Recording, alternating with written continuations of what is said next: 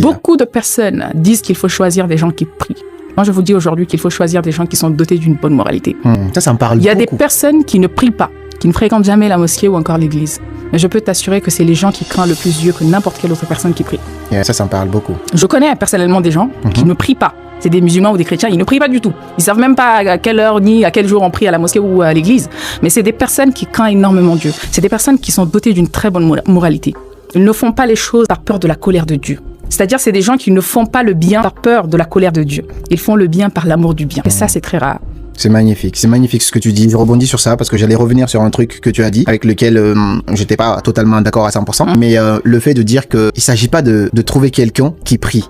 Il s'agit plutôt de trouver quelqu'un qui a une bonne moralité. Ça me parle. Dans le sens où j'ai voyagé. Je voyage un petit peu très souvent. J'ai été dans des pays où les gens sont croyants. Tu vois, dans des pays où les gens sont couverts. Quand on te voit faire un bisou à quelqu'un, tu vas en prison. Et dans ce même pays, tu vois que les gens, la plupart du temps, les petits commerçants, pour gagner leur vie, déjà en cachette, ce qui se passait, c'est horrible. Dans le même pays où on va dire c'est un pays musulman, c'est un pays nanani, la prostitution, le taux de prostitution est très élevé. Exactement. De façon cachée. Mais ça, on voit pas. Et comme on voit pas, ils sont OK. Mais je vais au-delà de ça. C'est le pays où je me suis fait le plus arnaquer.